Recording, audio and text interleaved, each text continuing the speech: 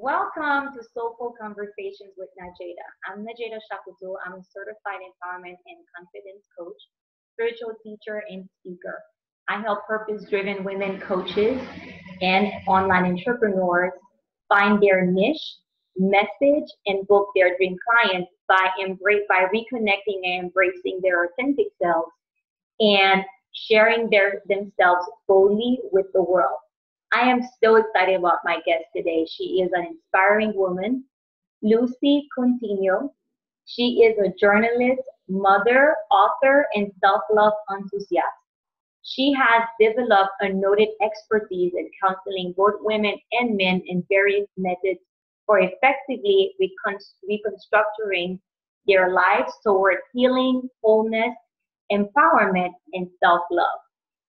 She is also a much sought out Journal to Empower workshop presenter and TV host. Thank you for joining me today. Welcome, Lucy. Thank you so much for having me. It's a pleasure, and I finally get to talk to you. I mean, we've talked so much in the past, so this is really an honor. Thank you.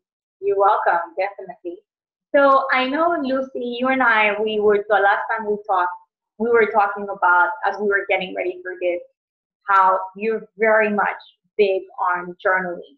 And hmm like journaling has had a very much, it has a profound meaning for you. It has really helped you transform your life. It's a pretty much a very it's an empowerment tool, which I hmm know I use it too. But I know for you, it's something that is very, very powerful to you. So do you want to share with us how did you get into journaling and how old you were and what led to that? Like how did you choose, let me do this? What was going on with you at the time? Sure. So ever since I was a little girl, and I can't even pinpoint exactly the age I started because it has been so long. I remember always writing and writing. It was a tool that I used to, just to a need to wanting to understand myself, right? So there's a lot of confusing thoughts going on in my spirit, in my heart, and I felt it at a very young age. And I've always been a truth seeker, right? So I always wanted to understand why the world was this way, why I was this way. It's almost like I describe myself as being an extrovert and an introvert at the same time, because there are moments when I'm very outgoing and friendly, but there are a lot of moments when I just want to retreat and go in and figure out a lot of things. And writing in my journal always helped me to sort out my feelings, and helping myself understand why I felt the way that I felt. So that was always a healing process for me. I had friends that I would confide in, but it wasn't the same. It wasn't the same as, diving into my writing and really getting to know, and it helped me get to know who I am. And it just progressed. I never stopped writing. And it also helped me to understand that I am a writer. I didn't really know that aspect of myself. It was just like, oh, it's something that I do, but it became a profession. It turned into a passion. I am a journalist, and I think, and now connecting back the dots, it all makes sense. Good, great. That's great. That's awesome. So tell me, when we get, I mean, because I'm just curious. I don't, because it's like for some of us, if we really reach a point sometimes in our life where we're like trying to figure out who am I. Mm-hmm. So I'm curious for you, and sometimes usually it can be an event or a series of events, like something that was going on that really made us say, okay, who am I? And maybe even like, what do I want? Because I know sometimes, for me, I mean, I do journal, but I'm much more of a meditation type. Meditation is more my go-to. Mm-hmm. And I also use it as a way of like, who am I and what do I want? So I'm curious for you, what was it that drew you to ask that question and to journal on it and to really get to know who you really are on there through journal? Right. It's interesting that you did mention meditation because, I mean, I do meditate as well, but Writing is also a form of meditation for me. It's my way of connecting with source. Like sometimes I'll sit and write and then I'll come back and read what I just wrote, and I can't figure out where those words and those thoughts even came from. And I'm a true believer that it's my way of connecting with source. So whatever it is that you believe in, the higher being, and that's a form of meditation, right? And going back to your question about what made me ask those questions, who am I? It's always been a very important question for me, because I always wanted to live on purpose, right? So I always wanted to find the reason why I'm here. I believe that we're all here for a reason. We all have a purpose here and a mission to fulfill. And that's very important for me, is to live intentionally. So I've always asked those very important questions. And in order to figure out why we're here, we need to figure out who we are. What makes us tick? What are we passionate about? What do we want to do? What is it that we want to contribute to the world? And that's why asking those very important questions were very important to me. And also that came from my needing to understand who I am. Mm-hmm. Mm-hmm. No, get that. And I totally get what you're saying, because I often say, I mean, I'm not, for me, meditation works for me. Mm-hmm. But I know for some people it doesn't. And I like how you shared how, well, when I say it works for me, I mean, I think it works for everyone. I would say anyone who really tries it and really like makes it a practice. So yeah, I know, I know many spiritual teachers may not agree with me on this. And for me, I don't believe there's a cookie cutter thing. I get that the sitting still may not work for everyone. So I love how you shared how writing is a form of meditation for you, even though you do the sit down too. Because I know for me, I often tell people, going for a walk, if you're like just being mindful, you don't have any type of headset or you're not talking to somebody, that can be a form of meditation. Absolutely. For me, dancing is a form of meditation. So Yes. it's like it's doing something where you're fully present. And I think Yes. that is the thing, because many times we're not present. Many times we're either talking to somebody or on our phones or whatever. So anything really where you can just be fully present is a form of meditation. Absolutely. So I love how you share that. So great. Yeah. So I'm curious for you. What would you say? What are more is there anything that you would want to add that you've gotten from meditation and that people would know? I mean, not meditation. Well, now I'm using journaling, because from your form of meditation, which for you is like journaling, which is writing. What would you say that you've gotten from that actually surprised you, that when you would not, obviously you've mentioned, I think that's powerful, and you made me think about, I don't know if you read the book Conversations with God. I've been wanting to. It's definitely on my list to read. Absolutely. Because when you mentioned how for you, writing is your way of connecting with source, and how you write things and you go back and read and you're like, wow, like, so in some way it made me think, because that's exactly how he wrote that book. Right. That he was, asking these questions, and he just find himself writing answers. So God speaking through him, speaking. So you made me think about him, that book. So so for you, what is it that you would say that has been surprising to you that you've gotten from journaling? Sure. So the surprising thing for me personally, and something that I've heard a lot, is that we don't always have to write about bad things or negative things that are going on in our lives, right? And I think that's what deters a lot of people from writing. And a lot of people have shared that with me. I've started writing and it's just so painful, and I stop. And the thing is that it's not all about, I mean, of course, sometimes I have, emotions that we just want to clear out and just dispel of, and I get that. But it shouldn't be limited to that. Like a lot of times I'll write my affirmations down. I'll write my goals down. And for the most part, a lot of the goals that I've been able to attain have been because I've written them down.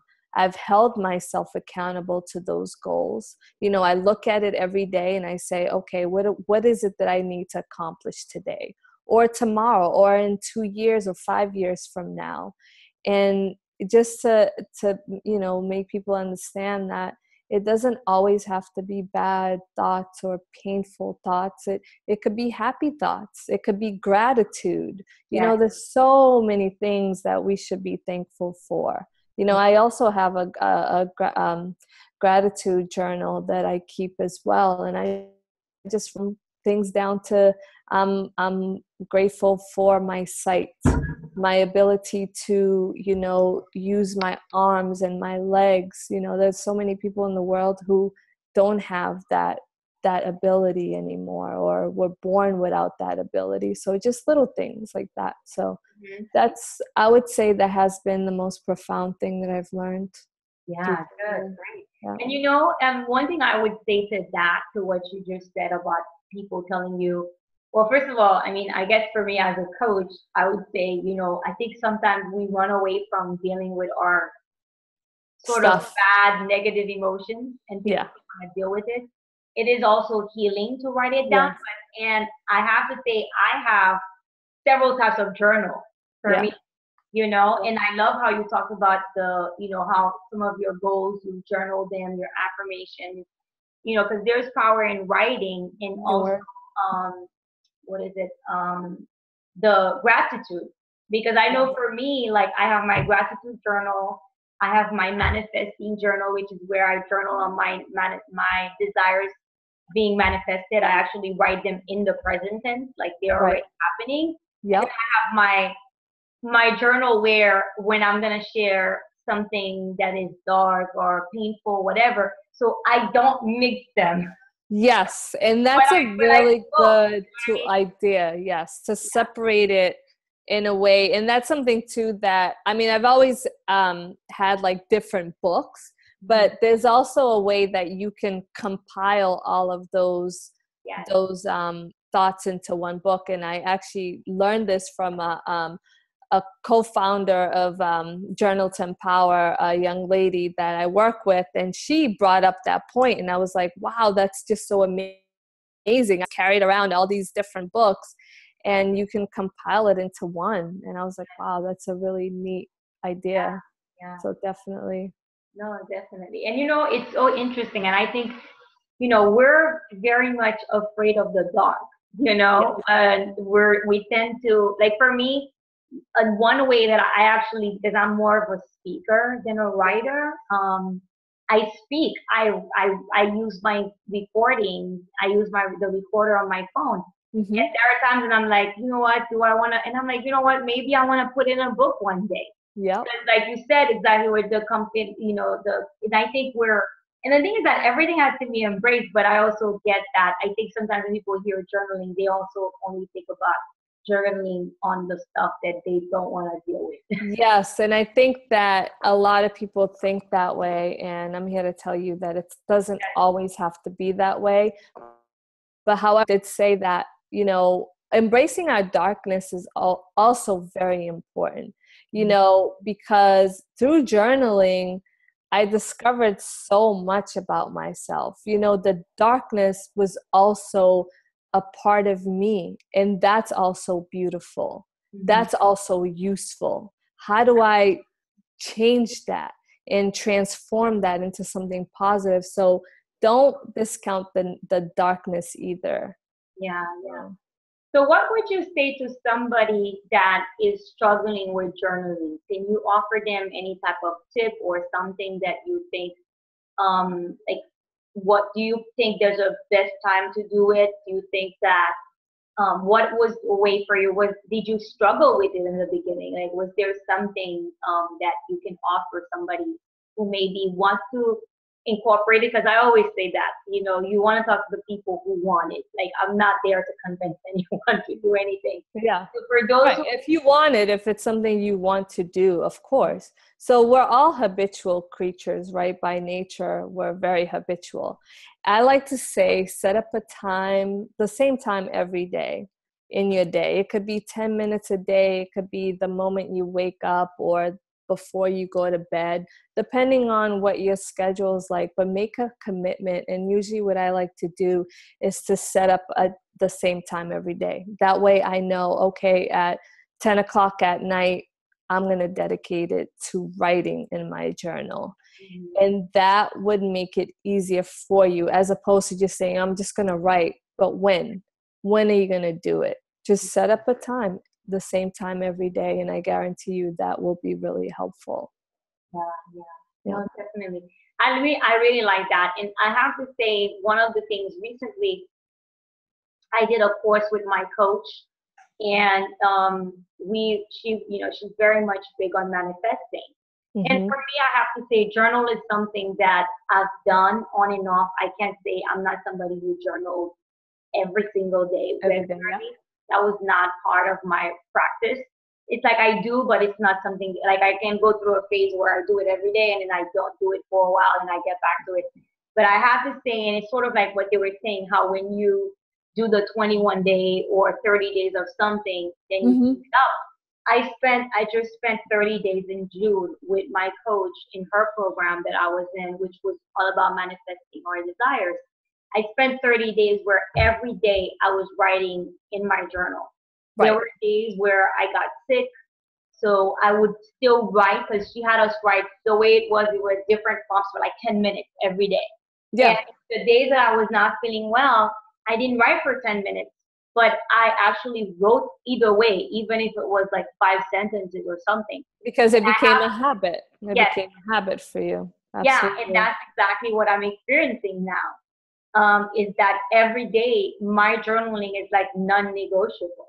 Yes. You know, just like my meditation, it has become non-negotiable, where every single day I journal, you know. So it's that's another thing I would say to people, is that I think sometimes, you know, we don't see the value in doing something every day and actually I often say, when you do it, even if you fall off the wagon, easier for you to get back on, because you knew how it was when you were doing it consistently. And how it made you feel too. I think that feeling, when you think back to how you were feeling, you're like, okay, why not do it? Yeah. You know? Definitely. So, yeah. So tell me, Lucy, what do you stand for in life?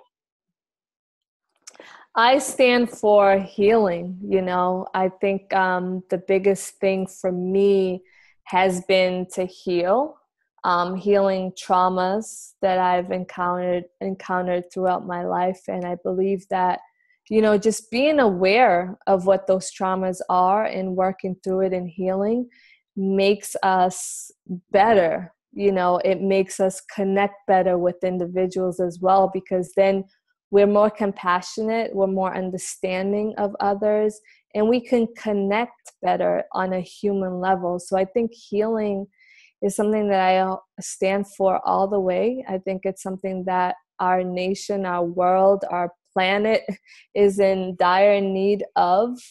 You know, you look around, you turn on your television sets, I mean, it's screaming, heal me, heal me, heal me. So yeah, definitely.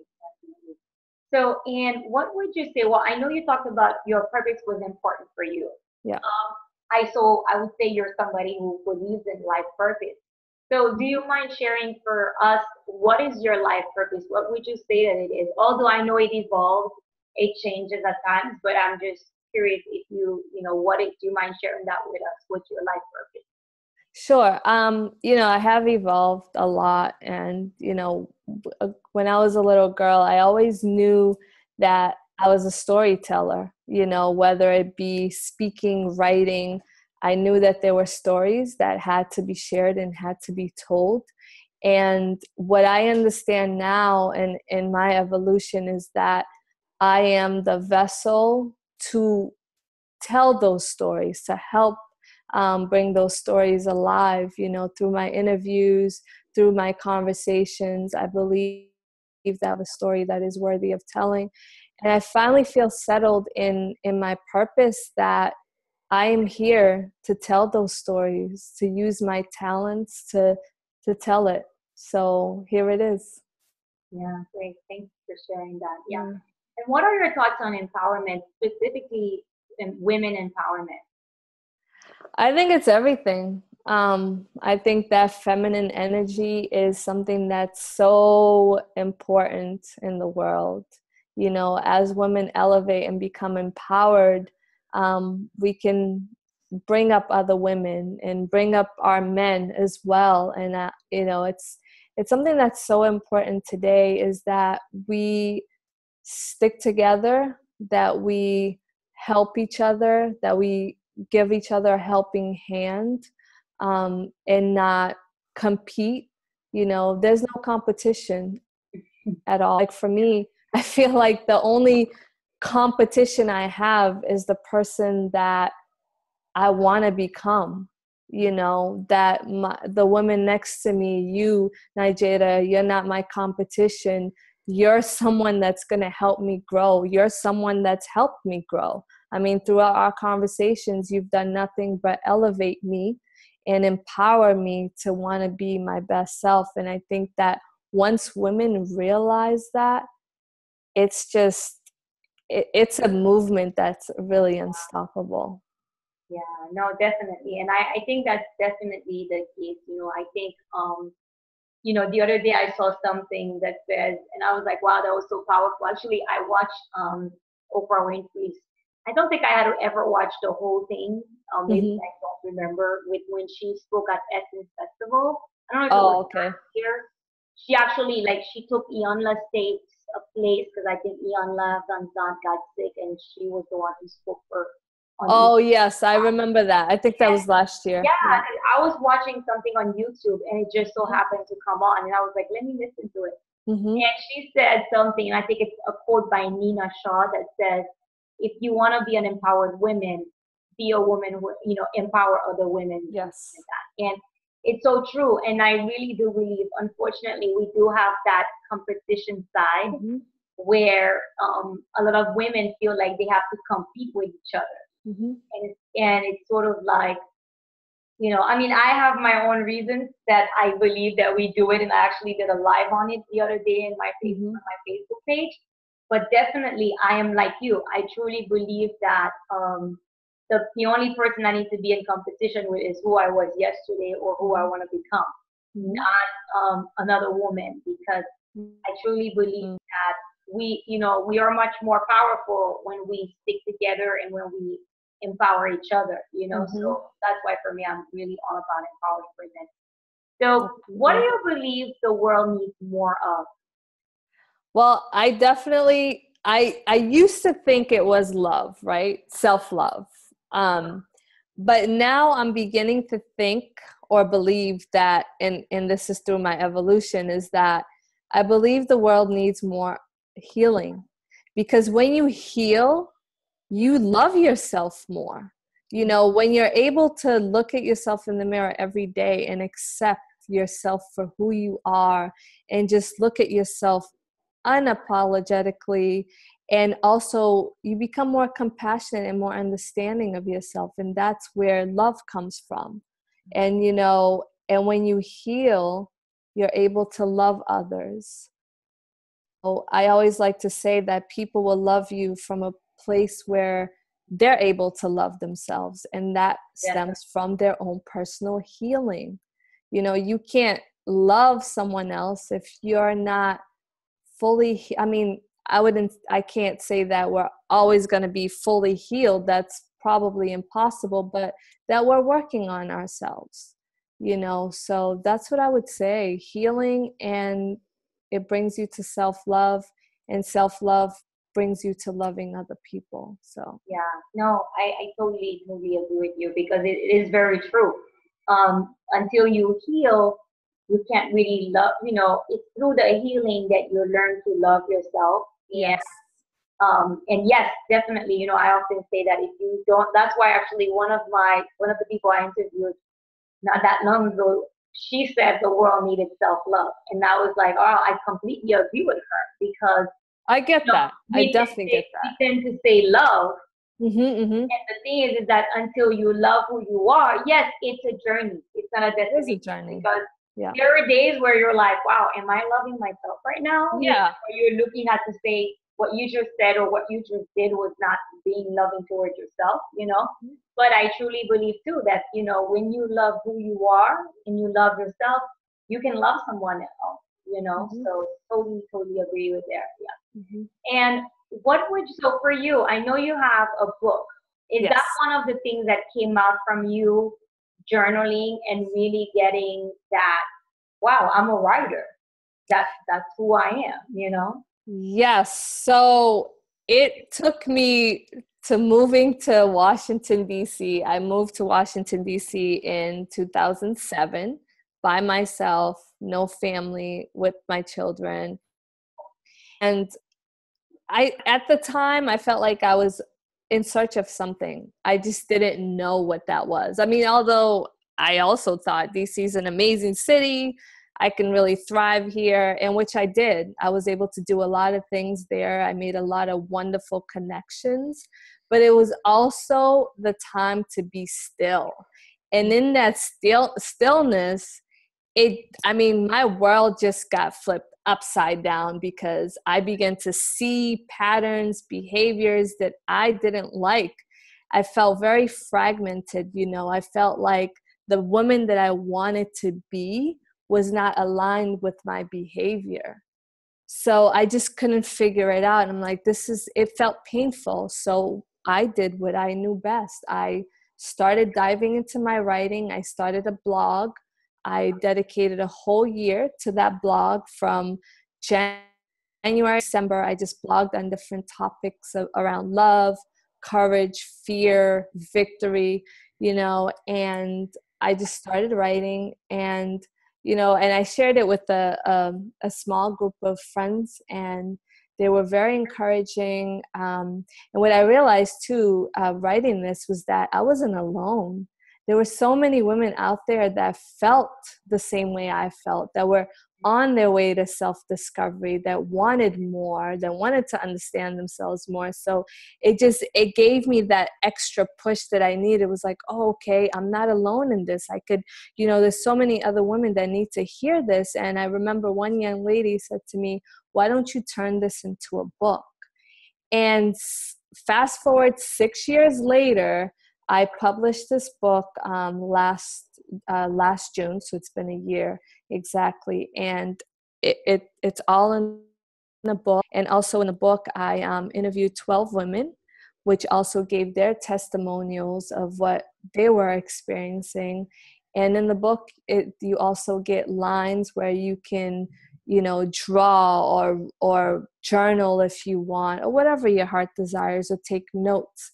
And that's how this book came about. And like you said, yeah, at the end of writing this, it was like this aha moment, like Oprah likes to say. I was like, wow, I am a writer, and it was a part of me that, although I've written for different publications and I had always been writing, I just never understood that part of who I am. Mm-hmm. And it gave me an opportunity to embrace so many aspects of myself. And it was healing for me also to write those feelings on paper, because I really wanted to understand what was going on. I needed my inner peace. I wanted to reach a level of inner peace that only I could give to myself. I had been searching everywhere outside of me. I put the responsibility on someone else. I wanted someone else to make me happy. I wanted to buy things to fulfill whatever void I was having. None of that was enough. So I knew that something needed to be done, and it was inside of me.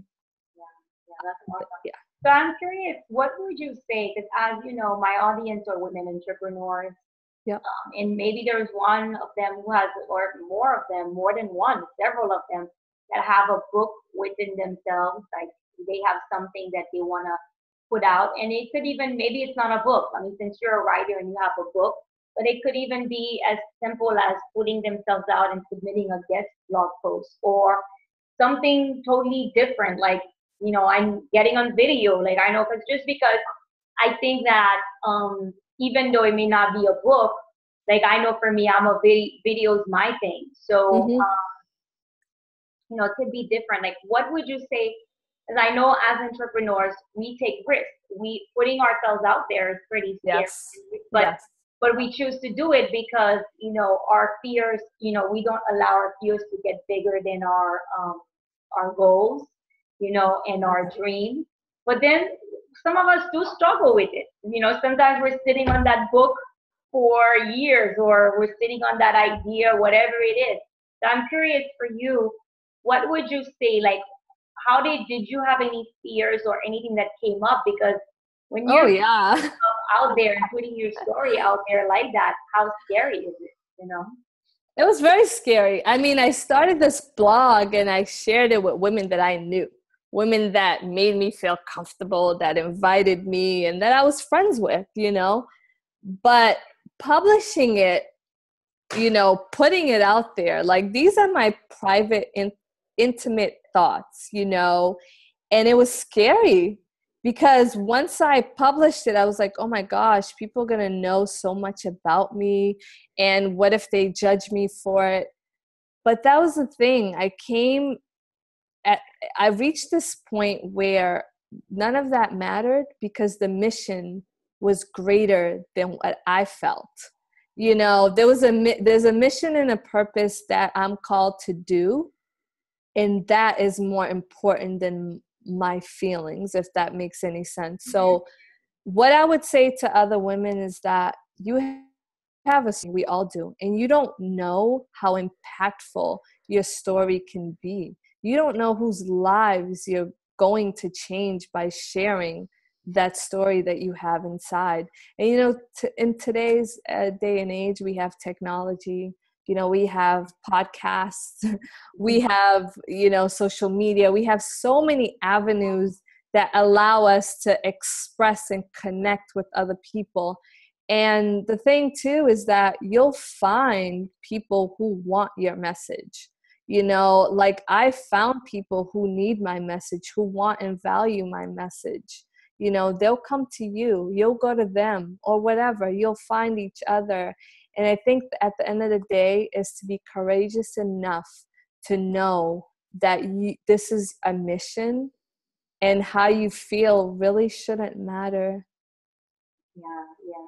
And I love how you share that, because in a way what you're saying about how you feel shouldn't matter. I like, well, I don't like the word should, I remove it, but just to say. Well, it should always matter. I know. No, Like, well, it was the word yeah. should, but that's fighting with the word should.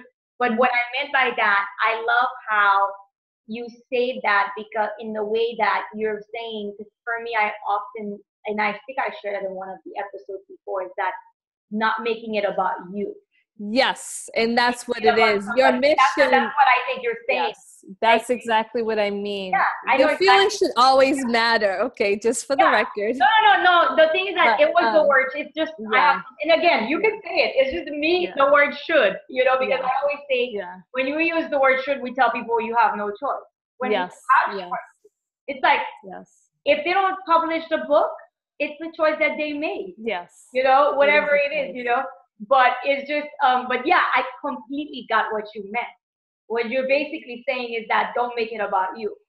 Because don't make it about you. Otherwise, you'll never do anything, right? Yeah. If we always make it about us, we miss the mission. We miss the calling. We miss the purpose. Yeah. And you know what? And even then, I think even the fears of like making it about us, in some way, that story that wants to come out, that part of you that wants to share who you are, it actually wants it. Yeah, it does want it. So in some way, you're denying yourself something. Right. As well. I love that. That's beautiful. Yeah, because I know I often say that, like, for me, whenever I put myself out dancing or something, you know, it's like the other day I went live on Facebook. I've never done that. That's I went live courageous. dancing, and I have to say there was like a part of my ego in my head. I was saying, "Oh my God, what are people gonna think about you?" Especially, you know how you have people who join you live, but they don't say anything. They don't Yeah, you're wondering what are they they don't say thinking? anything. They don't, you know, and people that I know, I mean, I don't know them really well, but I know who they are, and they're from Haiti, like me. They're Haitians, and in our culture, that's not something that people do. Is put Right. themselves out there like that, you know.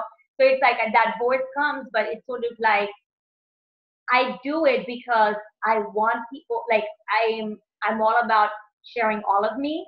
Hmm. I enjoy it no matter how scary it is. And I believe like I give I give women or whoever it is, it could even be a man, the courage to show up Yes. as who they are. It's the same Yes. thing with you when you put out your book and you shared it and you're saying with them is that, you know, don't make it, you know, about you, like remove because basically, first of all, you wanted to share that part of you and you wanted to, you know, encourage, empower, and inspire somebody else in their own journey, Yes, you know? absolutely. So That's what definitely, it's about. yeah, that's what it's about. So tell me, that, you know, that's pretty much, we're done with the interview part. I want you to tell people more about what you do, where they can connect with you. All of that obviously will be on my website. It's Hmm. gonna be located under the video.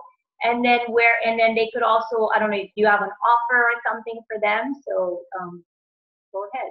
Okay. I'd like to start with my website. I do have a website. It's Luce, inspiration.com. You get to see everything that I've been up to, my writings, my interviews, videos. It's also where you can purchase my book. My book is also on Amazon.com.